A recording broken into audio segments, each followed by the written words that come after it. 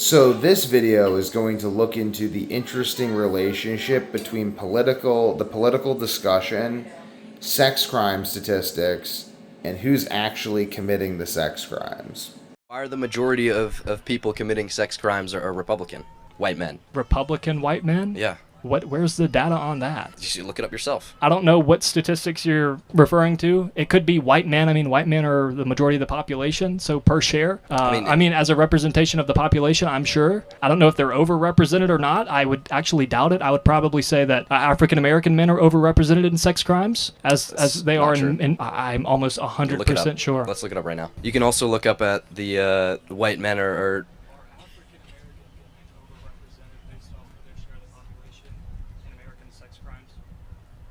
What statistic has done evaluations on sex crimes on the basis of political affiliation? We don't do crime reports on the basis of political affiliation. So then I reduce my claim to white men. A few moments later. Oh, I didn't even address the last claim whenever you said about African Americans and their representation of arrests and sex crimes. Yes, they are overrepresented. You said that was a lie? No, I did not say that. I would probably say that African American men are overrepresented in sex crimes, as they are in if 80% of the population of America is white, I don't even know what it is. I think it's like 60. It's 55%. Then more people who commit certain crimes are going to be white because there are more people in the country who are white. But that wasn't my point. That wasn't my point, though. I really hope you rewatch it, or you may have short-term memory loss. Okay. Then why are the majority? So right here we have a great example of someone who's legitimately confused about who's committing sex crimes. And, well, wouldn't you know, just stay for the next video. Why isn't the media talking about this?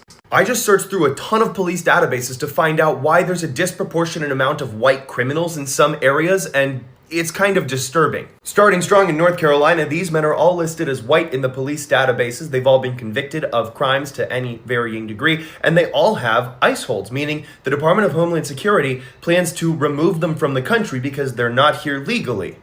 Huh. Now, this isn't restricted to one state alone. This is happening in New Jersey as well. Here's just 4 examples. But I thought if this is happening to police databases, I wonder if it's happening to other registries where people who maybe do offending things would be placed. And wouldn't you know it, it is. I mean, I don't even have to say anything. In fact, it's probably better if I just let the names speak for themselves, such as very Christian European-sounding names like Vijay Sharma or Rakesh Tiwari, Manesh Patel. In fact, it's even happening in states like Texas and Missouri.